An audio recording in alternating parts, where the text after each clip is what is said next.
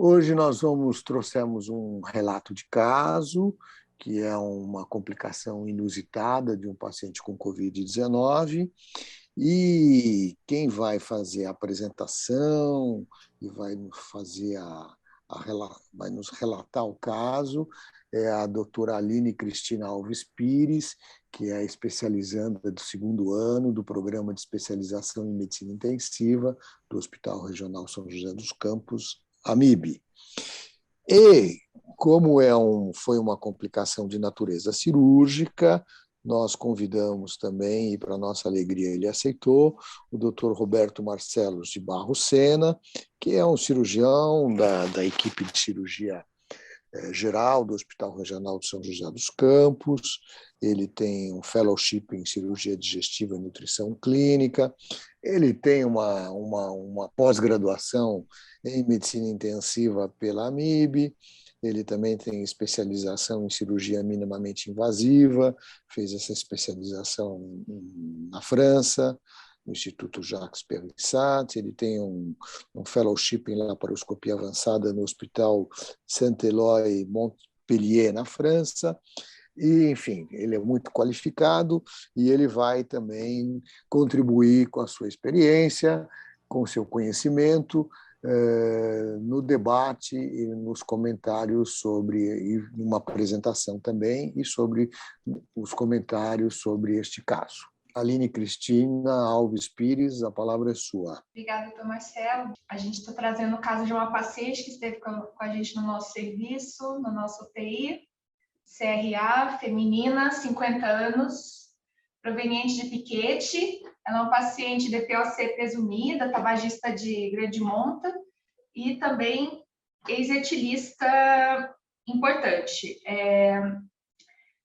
Teve também um histórico de um TCE, com abordagem cirúrgica, mas com dados mais difíceis de serem colhidos desse evento. No dia 12/7, ela deu entrada na cidade de origem dela com um quadro de exacerbação de sintomas gripais, principalmente com esses sintomas relatados de tosse produtiva, mialgia, anosmia, geosia e um quadro de dispneia.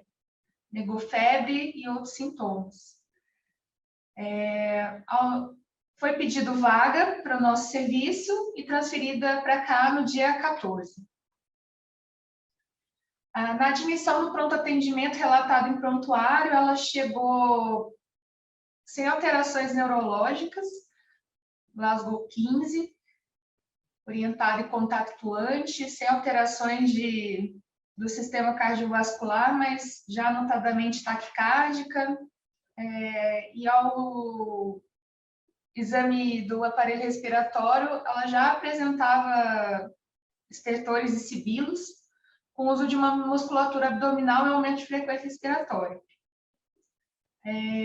Importante salientar que ela não tinha alterações do quadro abdominal nesse momento, nem sintomas gastrointestinais, nem sugestões de fenômenos tromboembólicos.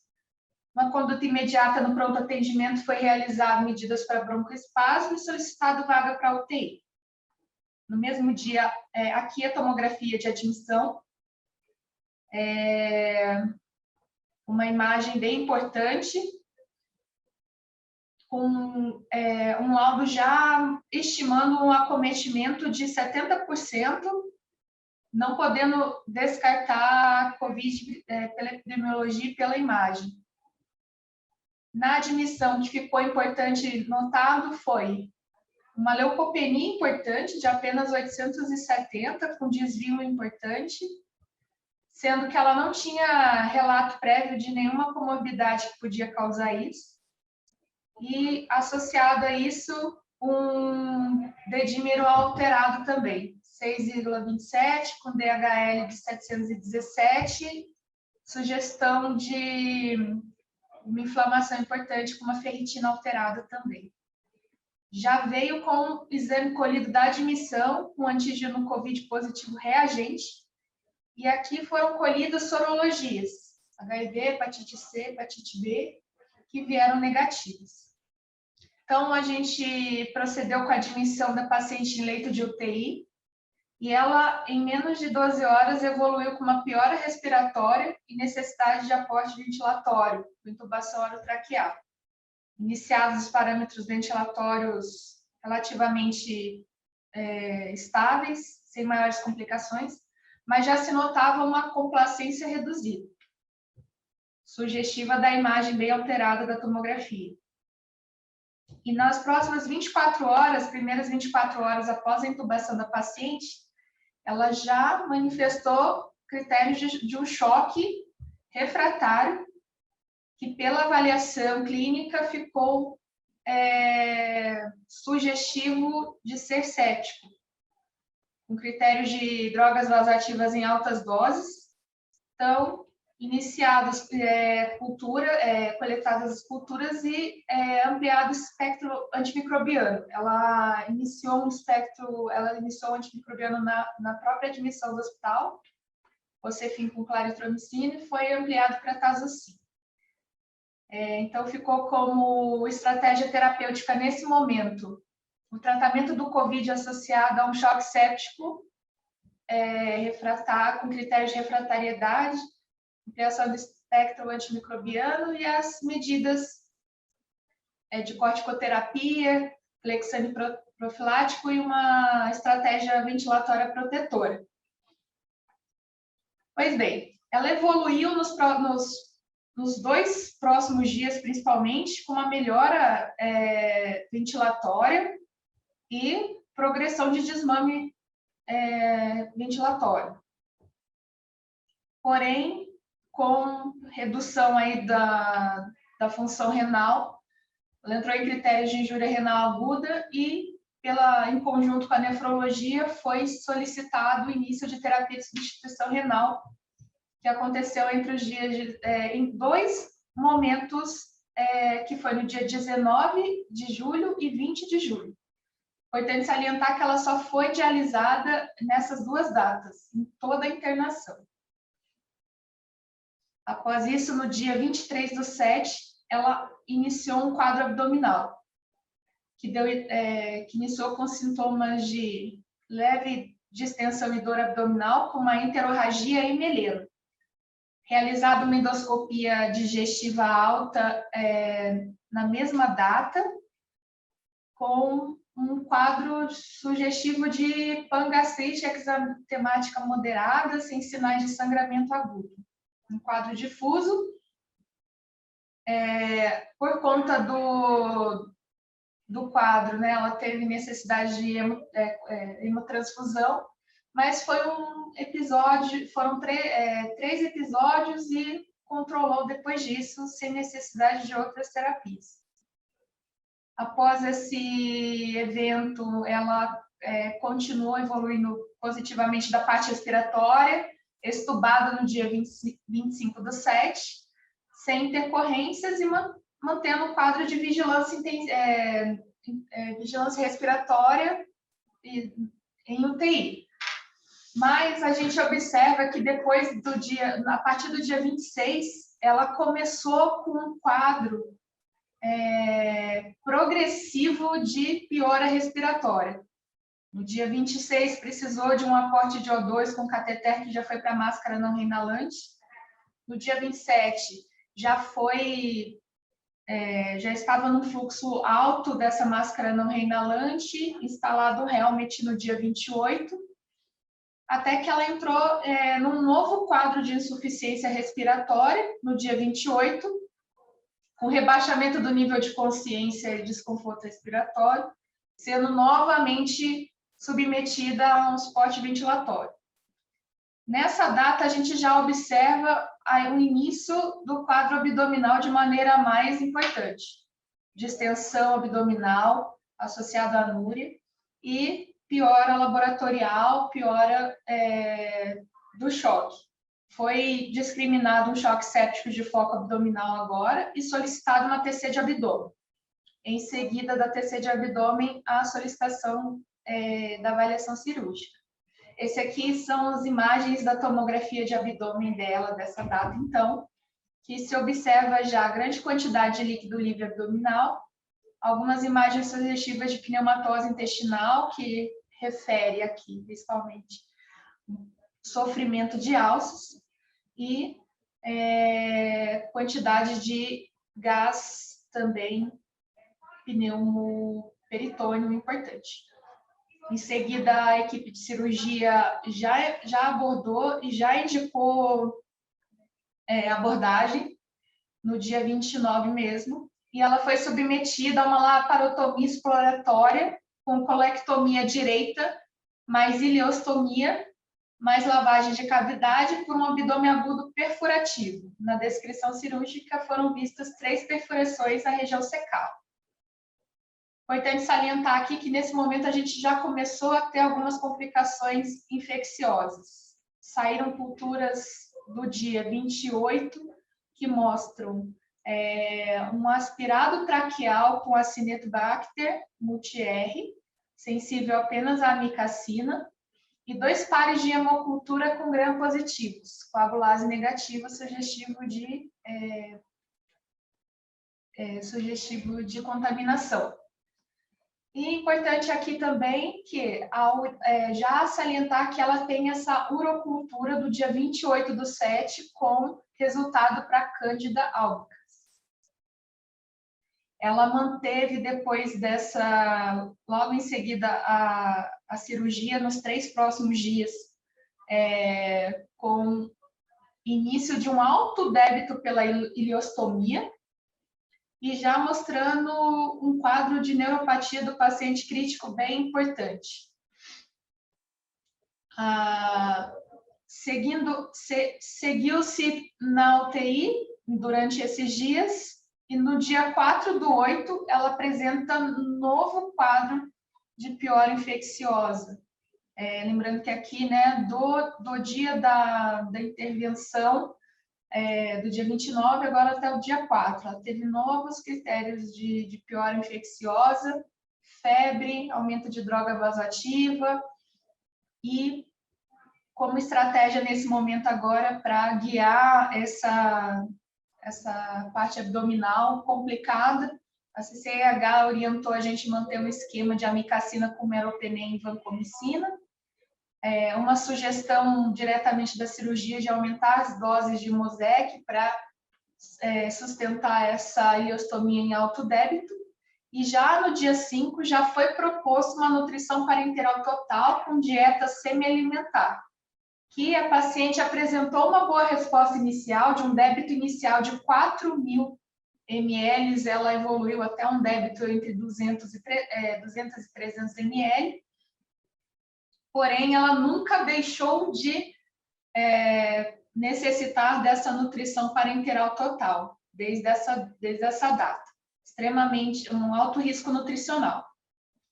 Ela manteve uma reabilitação psicomotora, porém sempre muito prostrada, com um neurológico muito alterado. Foi proposta uma TC de crânio para descartar causas secundárias dessa alteração do nível de consciência permanente dela, porém sem sinais de eventos agudos. E seguindo o acompanhamento, né, uma TC de abdômen de controle que teve controle adequado, e conjuntamente a essa nova piora infecciosa, uma TC de tórax, em que foi visto, apesar de ter melhora da tomografia em relação ao quadro inicial, mostrou uma imagem sugestiva de uma complicação na pequena caverna em lobo superior esquerdo, que não tinha sinais de coleção ou de outras complicações. Ficou, então, como um foco pulmonar e acompanhado. Durante essa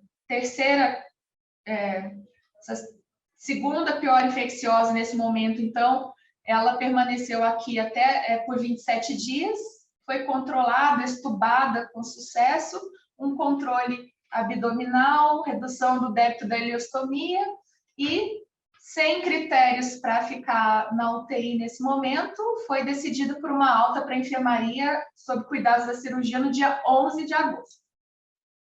Pois bem, aqui a gente segue para o segundo momento, então, no dia 14/8, 3 dias depois da alta, relato do colega clínico de que houve uma piora significativa, piora laboratorial, distensão, saída de secreção purulenta pela ferida operatória abdominal, associada a hélice e nova piora do quadro renal com uma oligoanúria. Um HB em queda de 7,9, um leuco ascendente, 20.710, com desvio importante, e foi novamente colocado como um quadro séptico de foco abdominal, que evoluiu com critérios de choque e solicitado readmissão na UTI. Nesse momento, foram realizadas estratégias, né, de controle do choque, ressuscitação volêmica, correção de distúrbios hidroeletrolíticos, medidas do controle do choque distributivo, hemotransfusão de mais 2 concentrados de hemácias. Ela retornou à ventilação mecânica, de onde ela estava desde antes da alta da UTI fora. Manteve em dieta zero, reintroduzido antimicrobiano com suporte da CCIH e solicitada nova avaliação da equipe da cirurgia. No dia 16, então, ela sem condições clínicas de realizar uma nova imagem, foi acordado de submetê-la a uma laparotomia exploratória. Ela com altas doses de droga vasoativa, um estado bem grave, mas foi tentado avaliação e foi visto que tinha um abscesso e fossa ilíaca direita e flanco direito que estava bloqueado e também múltiplas aderências que foram feitas a lise e lavagem da cavidade. Aqui é importante só observar um ponto. Ela volta do centro cirúrgico e quase que concomitantemente a gente tem em mãos o resultado de culturas do dia 12 da enfermaria, em que ela iniciou um quadro febril lá e foram coletadas culturas. Aqui, no dia 16, então, a gente já tem o resultado de 2 pares com Candida albicans na hemocultura. E, por orientação da CCH, fluconazol em dose de ataque e manutenção. Infelizmente, não foi possível o uso de equinocandinas por indisponibilidade no hospital. Infelizmente, ela já evolui muito grave pós-cirúrgico, entra num choque séptico refratário e vai a óbito no dia 17 do 8. Aline, só um instante. Chamar a atenção que essas datas eu acho que são 16 de agosto, não 16 de julho. A segunda cirurgia 16 de agosto e a hemocultura que foi recebida 12 de julho, que foi colhida, 12 de agosto. Só para localizar as pessoas. Aqui foi falha minha, é tudo... Ok, mas dá para a gente perceber, em vez de 16 de julho, é 16 de agosto, e em vez de 12 de julho, é 12 de agosto. Quer dizer, essa hemocultura foi colhida na enfermaria 12 de agosto. Isso. Muito bem. Tá bom, eu vou fazer alguns comentários, e aí depois a gente vai passar para o Dr. Roberto Marcellos, né? Muito bem, Aline. Bom, eu queria fazer alguns comentários da fase inicial do tratamento dessa paciente. Vocês notem que a tomografia de tórax, ela tem um comprometimento importante, mas tem tem mais do que vidro fosco, tem muita consolidação, tá certo? Bastante consolidação. Muito bem. Tem uma questão aí que a Aline coloca, que ficou um pouco desapercebida, a paciente tinha uma leucopenia lá de 800 leucócitos no hemograma inicial. Tudo bem, esses 870 leucócitos, você vê que depois ela recupera isso e nos próximos leucogramas ela vai para leucocitoses importantes, porque ela tem vários focos, tem um foco abdominal, tem cândida na corrente sanguínea, enfim, e aí ela faz leucocitoses acima de 20 mil. Bom, então não era um problema aqui da medula óssea, né? Mas por que será que essa paciente tem só 870 leucócitos? Porque, muito provavelmente, esses leucócitos do sangue foram todos mobilizados para o pulmão e ela faz, além da COVID, ela faz tipicamente uma síndrome de desconforto respiratório, com muita consolidação e com uma complacência pulmonar muito baixa, né? De 18 ml por centímetro de água, uma complacência baixa. Então, muito característico, quer dizer, certamente ela tinha Covid, ela teve lá os seus exames para Covid positivo, tinha a epidemiologia para Covid, mas ela também tinha uma infecção bacteriana pulmonar associada, e ela faz um quadro de síndrome de desconforto, com choque séptico, com insuficiência renal, e etc, etc. Notem também que ela tem uma evolução da parte ventilatória mais favorável, né? Que chama, enfim, mais assim, que compatível com o que a gente estava mais acostumado a observar nos quadros de pneumonia bacteriana do que propriamente na síndrome, na COVID, nas formas graves de COVID, né? Comum. Então, me parece que ela tem as duas coisas associadas, ela melhora da parte infecciosa, ela melhora do choque séptico, provavelmente bacteriano ali no pulmão, e essa é a consideração inicial que eu queria fazer e notar para vocês que toda vez que vocês virem um leucograma com uma leucopenia importante num paciente com insuficiência respiratória, provavelmente nós estamos numa fase nos quais os leucócitos são atraídos para os pulmões e a partir daí começa uma cascata inflamatória e de liberação de citocinas, etc., e acaba desenvolvendo a clássica, famosa síndrome do desconforto respiratório do adulto. Muito bem, essas eram as considerações iniciais. Rosa, vamos passar já para o Roberto, ou você quer fazer algum comentário? Eu acho que eu acho esse caso muito interessante, acho inclusive que a gente pode discuti-lo num outro momento, sobre outras abordagens, inclusive infecciosas. Mas a ideia é conversar bastante com o Roberto, por conta de toda essa situação abdominal, junto com o Covid, das alternativas, das estratégias cirúrgicas, que ele já teve oportunidade de dar uma palhinha aí para a gente. Eu acho que ele tem bastante coisa para conversar com a gente. Vamos lá, Roberto? Então, primeiro, agradecer a oportunidade, doutora Rosa e doutor Marcelo, pelo convite, né? Parabéns pela reunião, parabéns, doutora Aline, pela apresentação do caso. E muito gratificante estar entre colegas médicos, renomados médicos e também até ex-alunos. No final, a gente fala quem que é. Mas vamos lá.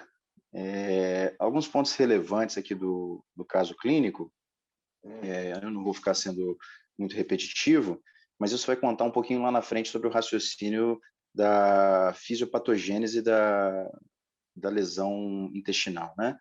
É uma paciente idosa com histórico importante de doença enfisematosa pulmonar, positivou, né, para COVID, logo depois na sua forma grave, né, com intubação e uso de ventilação mecânica. Quando essa paciente desenvolve essa hemorragia digestiva e sinais e necessidade de hemotransfusão, ali já existe um ponto a ser observado, porque muito provavelmente ela já deveria ter um processo não transmural, mas um processo de mucosa intestinal, que já estava dando sinais para a gente de uma possível complicação incipiente, né? Em seguida, ela evolui com choque circulatório e necessidade da primeira laparotomia. Na descrição que na equipe de cirurgia foi feita, que havia algumas perfurações do seco, né? E o seco é o lugar mais complacente, onde ele tolera um pouco mais de sensibilidade, mas pela lei de Laplace, que é até a mesma lei, né, aplicada em outros sítios, é onde também mais se perfura. Então, é detectada essa perfuração de seco, e aí a gente fica diante de dois acometimentos, que é a perfuração do seco com uma peritonite fecal generalizada. Em pacientes sem o COVID, isso para nós já se traduz em índice de mortalidade de aproximadamente 80%. a morbidez é muito grande, mas a mortalidade também é.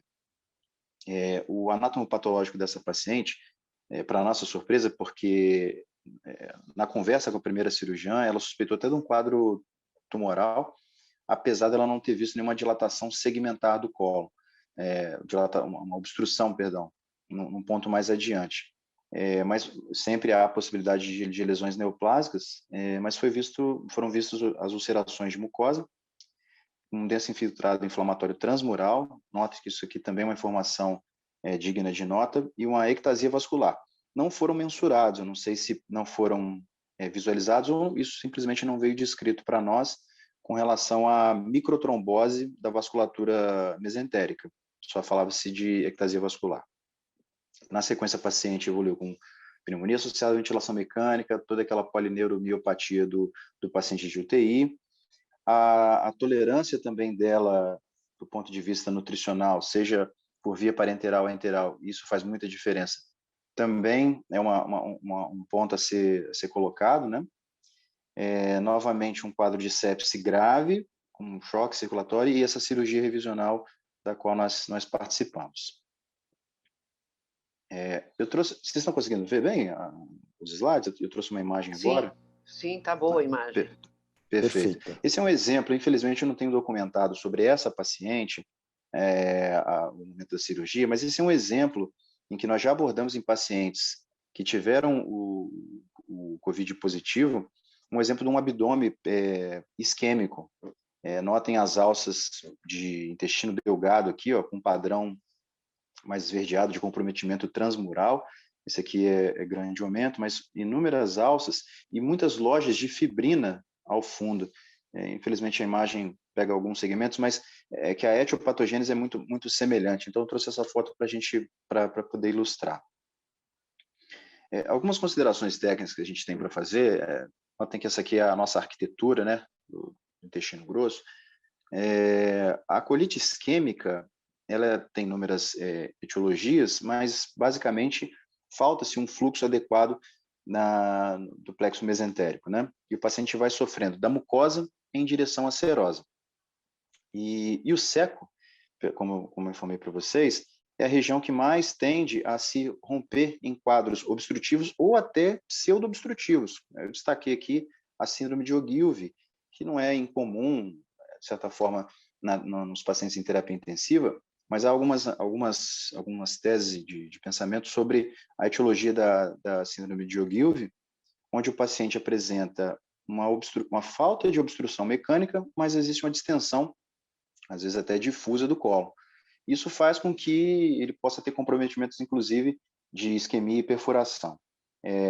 Fala-se sobre algumas alterações das fibras pré-ganglionares e pós-ganglionares, dos plexos de Meissner e Auerbach, e isso comprometendo de maneira geral o funcionamento do intestino, gerando esse quadro pseudo-obstrutivo, né? E outra opinião que nós temos é sobre a agressividade de uma peritonite num paciente até do pós-operatório. Está se sobrepondo um fator de agressividade do organismo e isso aumenta os índices de mortalidade. Então, o paciente teve uma laparotomia, correção no primeiro momento, e evoluiu novamente com um quadro de peritonite. Isso agrega muito a mortalidade do paciente. A terapia, obviamente, não muda, o que se conjectura é a forma de abordagem desse sítio. Então, antimicrobiano sistêmico, isso não há discussão, mas a drenagem desse foco que pode se pensar em vias percutâneas, vias laparoscópicas e até por laparotomia. Nessa paciente per se, a gente evoluiu com o raciocínio de uma nova laparotomia que ela não dispunha nem de condições para a realização do exame de imagem, para sitiar onde havia uma possível complicação, né, uma loculação e até uma drenagem percutânea. Imagino que se a gente tivesse condições clínicas, uma tomografia monitorando onde poderia ser esse abscesso, facilmente seria drenada de maneira percutânea e aí agregando menos mortalidade, né, de uma nova laparotomia. E aí, já justificando, né, o porquê que não foi feita, por exemplo, uma anastomose nessa paciente, né?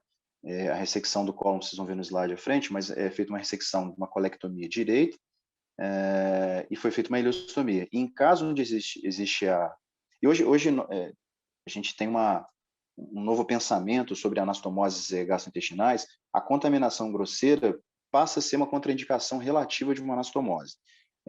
Fatores como condições clínicas do paciente, uma paciente que tinha uma condição clínica péssima do ponto de vista hemodinâmico e perfusional, eu não posso arriscar uma anastomose nessa paciente.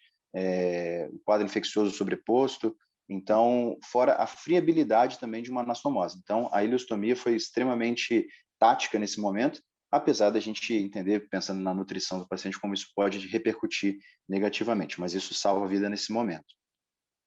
E, estrategicamente, foi feita a colectomia direita, que pode ser sempre obedecendo a arcada que nós temos aqui da mesentérica superior. Então, ela pode acontecer com uma iliotiflectomia, ou colectomia direita, uma hemicolectomia até esse ponto, ou uma colectomia direita ampliada. Foi feita a colectomia direita, né, obedecendo até aqui esse pontinho número 2, e aí, em condições mais favoráveis, faria-se uma iliotransversa anastomose. No nosso caso, nós optamos pela ileostomia, né, a BRU, que a gente reverte a mucosa, e de fato ela vai ter débitos cada vez mais aumentados conforme a melhora do paciente. Então, até para destacar para os colegas da UTI que estão acompanhando a gente, é que uma ileostomia com alto débito, na verdade, repercute o quanto que esse paciente pode estar melhorando, porque a alça vai diminuindo o edema, então a parte luminal fica mais pévia. E em termos de produção de suco gastroentérico, pancreático, biliar, a gente tem quase 3 litros disso por dia. Então, conforme a melhora, vai aumentando de fato a produção, né, o débito dessa ileostomia. O que eu separei para não ficar muito grande a apresentação foram alguns artigos falando sobre exatamente como que a gente vem encontrando esse paciente agora nessa era COVID, né? Eu imagino que o lastro que essa doença vai ter vai nos deixar, vai ser sobre muitas pesquisas e provavelmente outras formas de pensar sobre casos graves. Então, por exemplo, nesse primeiro artigo, ele cita que o tropismo do SARS-CoV-2 pela mucosa gastrointestinal pode ser um fator deletério a ponto de lesão devidamente celular, né?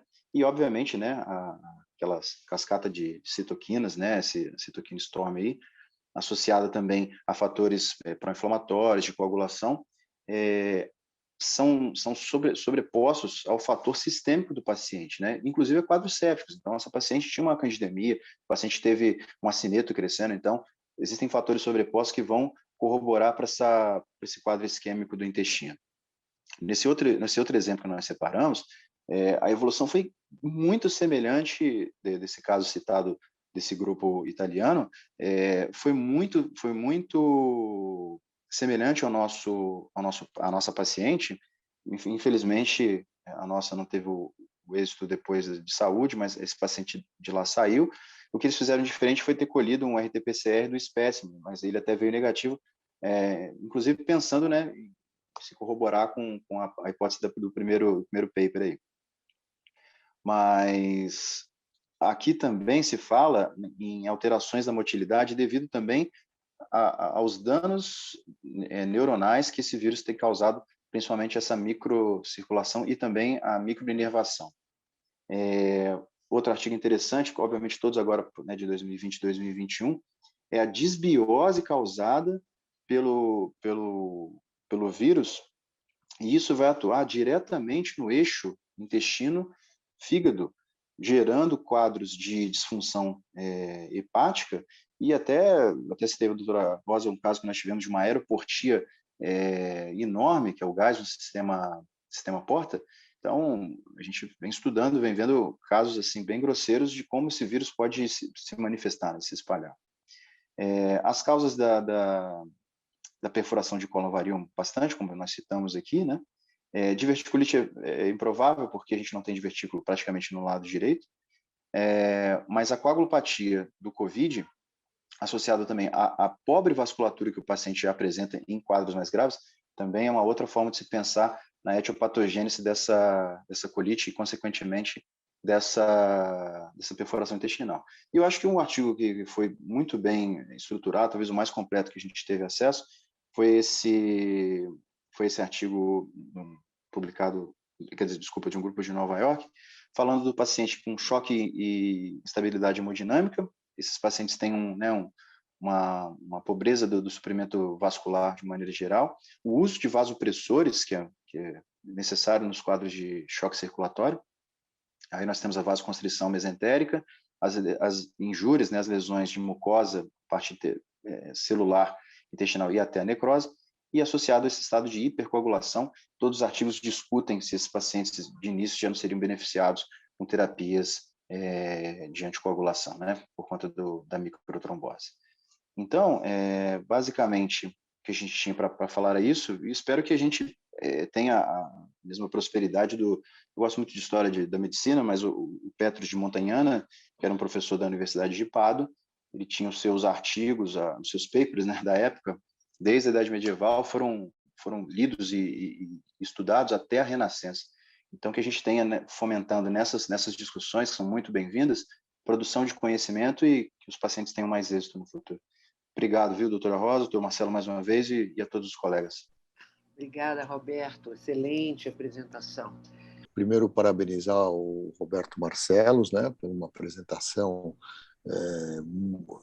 excelente, como você mencionou, uma revisão do tema, muito didático, muito bom.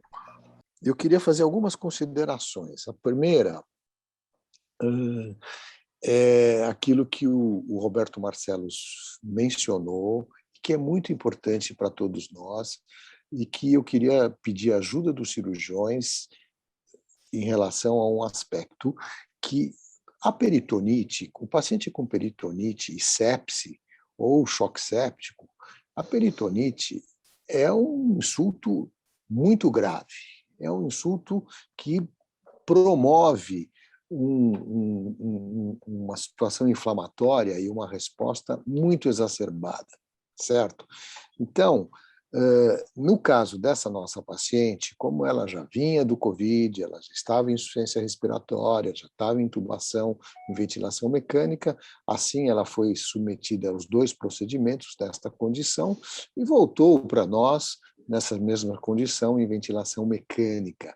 Mas isso eu queria destacar, é muito importante que numa cirurgia de emergência, no abdômen agudo, e no qual se encontra peritonite, no qual é um insulto grave, no qual o paciente geralmente está recebendo algum suporte para se manter do ponto de vista hemodinâmico, é muito importante que ele volte do centro cirúrgico em ventilação mecânica, que não se caia na tentação de extubar o paciente no centro cirúrgico, que o anestesista não faça isso, porque muitas vezes aquelas condições o paciente foi relativamente controlado e aí vem aquela tentação de extubar o paciente, porque talvez aí ele possa ser mais fácil o manejo, etc.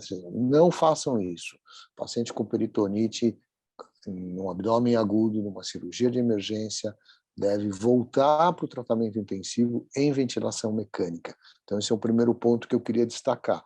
O segundo ponto, que o Dr. Roberto Marcelos coloca também, é muito importante, que foi a tática que eles adotaram. Essa tática de você fazer uma colectomia parcial e não fazer uma anastomose primária, ou seja, esperar o momento mais oportuno para fazer uma anastomose, é uma tática que foi exitosa no caso da nossa paciente. Vocês veem que depois do procedimento ela melhora, e melhora bastante, né? Então, é uma tática que foi exitosa, foi uma tática realmente. Isso também é uma outra consideração que a gente precisa destacar. Muitas vezes a gente tem colegas que são mais jovens, evidentemente, todos nós misturamos os nossos sangues, né, os velhos com os novos, e é assim que a gente consegue se sustentar e viver e praticar medicina, né? Então, é muito importante essa troca de experiência. Às vezes, se estou na dúvida, solicitar o aconselhamento de alguém mais experiente, porque essas táticas elas são fundamentais Determinantes. a evolução do paciente.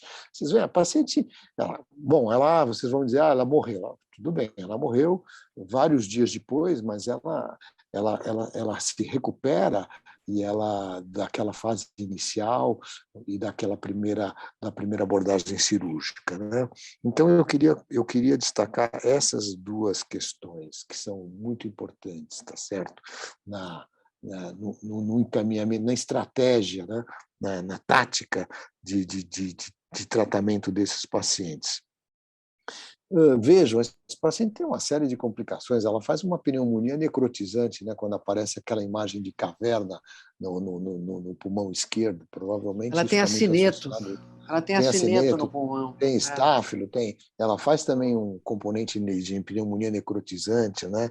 E por final, o que acaba, enfim, empurrando essa paciente talvez para a morte é uma infecção de corrente sanguínea por cândida, que são graves, e mais do que grave, é um marcador, né? Indica que é um paciente que realmente as suas reservas praticamente estão esgotadas e ele acaba, evidentemente, a nutrição parenteral, uso prolongado de catéter, etc. Isso é uma questão que eu vou deixar para a Rosa comentar. Talvez tenha, enfim, temos oportunidades. Tem que fazer uma revisão. Algumas revisões e melhorias, tá certo? Em relação a equinocandinas, eu levei isso na comissão de farmácia ontem, pedi que fique sempre disponível um início de tratamento. Então, teremos sempre um início de tratamento, pelo menos para iniciar durante 3 dias, que é o tempo necessário, não é um medicamento que está padronizado, então é necessário pedir a compra. Então, a compra ela pode ser feita em 1 ou 2 dias, mas se cair no fim de semana, etc., então, na reunião de ontem da comissão, ficou deliberado que nós teremos sempre 3 ampolas, o que é uma ampola por dia em geral, que dá para iniciar um tratamento pelo menos os primeiros 3 dias, até que a gente consiga toda a quantidade necessária. Antes de mais nada, Roberto, eu aprendi um monte de coisas, e duas, né? A primeira, a questão de você fazer, como a gente diz, quer dizer, anastomosar em primária, e a questão de o fator da contaminação da cavidade não ser atualmente visto como um fator determinante para que isso não seja indicado, e sim as questões perfusionais e hemodinâmicas do paciente, que acaba dando no mesmo, mais ou menos, porque às vezes você tem um doente que tem sim contaminação da cavidade, mas não está num nível, enfim, de instabilidade hemodinâmica. Ou seja, agora eu vou ficar menos agoniada quando eu receber um paciente, se tiverem feito anastomose primária numa barriga que tenha contaminada. A outra questão é muito também bastante interessante, que você nos alertou a propósito do aumento inicial, do aumento do débito da ileostomia. A gente fica... A ilho tem que funcionar, e quando funciona, nós, na terapia intensiva, ficamos todos desesperados, né? Também lembrar que o primeiro que tem coragem de dar Imosec é sempre o cirurgião, né? Porque não é a gente, intensivista não dá Imosec de jeito nenhum, mas aí vocês chegam e aí a gente fica mais serena e dá o Imosec. Não dá Imosec, mas dá morfina, né? Bom, essa era o que eu ia também. Eu também fui fazer aí um pouco, vi alguns artigos. Aliás, quero parabenizar você, esses artigos que você trouxe são ótimos. Realmente, a questão do intestino, do sofrimento intestinal, ele tem a ver com a Covid, por todas essas questões do próprio vírus, mas tem a ver realmente por conta do manejo terapêutico do doente, né? num desses artigos que que eu tive a oportunidade de rever rapidamente, havia a questão, sim, do uso de opioides, a propósito do Marcelo está falando de morfina, do uso de opioides na questão da distensão, na questão aí do caminho para o Ogilvy, de tudo isso. E, por último, falar realmente da dificuldade desse paciente em relação à questão da terapia nutricional. Logo que essa paciente chegou com a ileostomia, nós começamos a fazer a dieta, a terapia nutricional parenteral. Essa paciente começou se alimentou logo, a gente chegou a conversar, na lavagem ela pode comer, a gente consegue que ela coma rapidamente, se ela estiver estubada, ela aceita via oral, e às vezes é o melhor caminho. E como o Marcelo disse, a ileostomia, e você afirmou, a ileostomia salvou a vida dela. Infelizmente, esses doentes precisam de parenteral por conta exatamente do retorno, utilizar a mucosa intestinal. E aí a gente começa com o problema da terapia parenteral prolongada, e a questão da fungemia é importante. Nós não vamos, eu acho que a gente pode até rever esse assunto, Marcelo, sobre esse aspecto da infecção fúngica.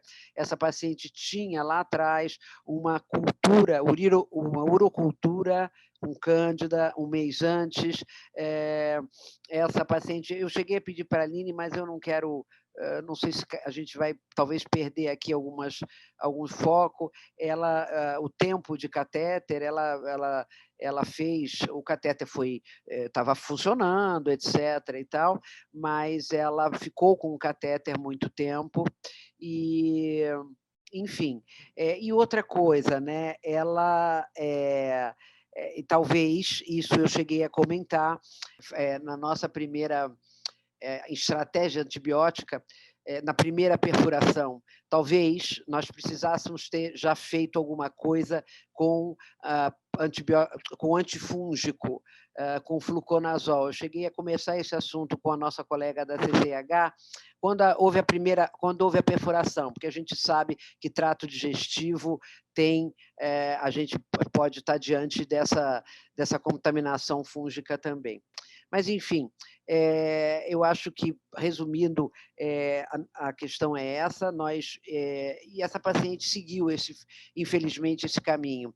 A gente já não conseguia alimentá-la, recuperar o trato digestivo, ela precisou ficar em parenteral, nós fomos evoluindo, progredindo, o João, o nosso diarista, acompanhou junto, e nós ficamos aumentando, trocamos a fórmula, usamos uma fórmula semi-elementar para ver se a gente acelerava um pouco essa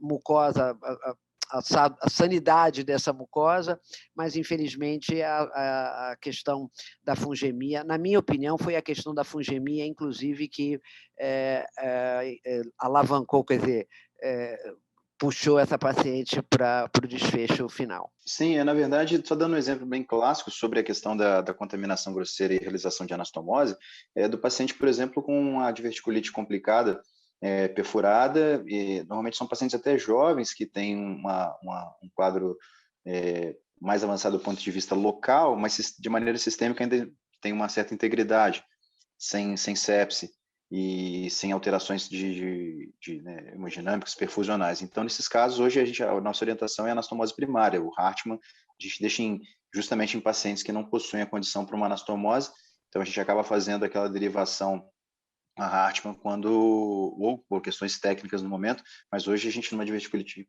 perfurada, a gente tem condição de fazer um bom toalete da cavidade, mesmo por videolaparoscopia, e fazer uma anastomose primária. Essa é a observação. E, de fato, eu penso que, nesse caso, a terapia nutricional era fundamental, mas se a paciente tinha sinais de colite, provavelmente ela teria enterite também, então qualquer quadro de absorção ficaria comprometido, e de fato, ela apresentava algumas distensões recorrentes, né? Então, a terapia nutricional, que seria muito importante nessa paciente, também não houve boa tolerância. Concordo com a senhora. Uma coisa interessante que você chamou a atenção, e que a mim também, é quando ela faz o primeiro sangramento digestivo e ela tem alguma coisa entre enterorragia e melena. Eu acho que exatamente era o sinal de sofrimento já, seja por micotrombose, enfim, era o sinal de sofrimento. Exato. Intestino também é muito importante. Intestino é vida. Eu queria destacar também mais uma questão tática que eu achei que foi muito bem sucedida, que foi na hora da segunda abordagem, né, quando se abre mão de fazer o exame de imagem, né, em decorrência da condição clínica do paciente, e vai para a laparotomia exploradora, né, vai direto para o centro cirúrgico para a laparotomia exploradora. Então, esta também me parece que foi uma decisão muito acertada. O Roberto Marcelos falou, bom, talvez se a gente tivesse a imagem, pudesse fazer o esvaziamento dessa coleção percutânea, né, sem a necessidade de fazer a laparotomia. Mas, muitas vezes, a gente vê que essa decisão entre fazer o exame de imagem e ir para o centro cirúrgico fazer a laparotomia, muitas vezes ela também foi acertada, na minha opinião.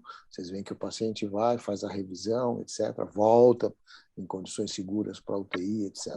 E talvez, às vezes, no exame de imagem a gente não teria a mesma segurança para fazer isso, né? Então, eu acho que também foi uma tática bem sucedida.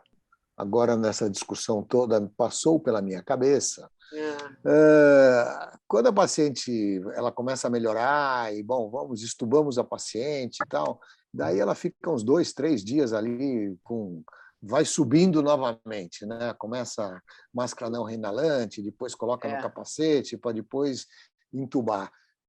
Me deu a sensação que a gente devia ter entubado logo, não, porque foi um fracasso do desmame. O que você acha? Eu acho que sim. Eu acho que a gente ela vai piorando e começa a sinalizar que fica todo mundo atrás de infecção. Eu acho que nessa situação a gente precisava podia entubá-la de novo, talvez minimiza todas as outras o processo de agressão inflamatória e acho que sim, Marcelo. Eu acho que a gente podia ter entubado logo. Não vejo. Era uma doente e já era uma doente. É uma doente muito frágil, né? Embora ela tivesse aí a questão da DPOC, mas isso para nós absolutamente não conta, né? Entuba, tira. Tubo é meio, não é fim, né? Eu acho que sim. Nesse caso, eu concordo com você, sim. Muito bem lembrado. Olha, foi uma sessão brilhante, nós aprendemos muito, pudemos fazer uma revisão, vamos melhorar mais ainda onde pudemos melhorar, né? Sempre o espírito é esse, gente. A gente precisa rever o nosso trabalho e ver onde a gente pode melhorar e avançar. É isso. Isso é o que nos move, tá certo? Mas toda a nossa boa intenção de tratar, cuidar e salvar as pessoas, tá certo? Mas, muitas vezes, o caminho é tortuoso e a gente vai identificando aqui onde a gente pode melhorar e avançar, tá certo? Muito bem. Eu quero agradecer muito a presença do Roberto Marcelos, ele realmente... Eu que agradeço, viu? Muito obrigado pela oportunidade. A nossa reunião, muito obrigado a todos.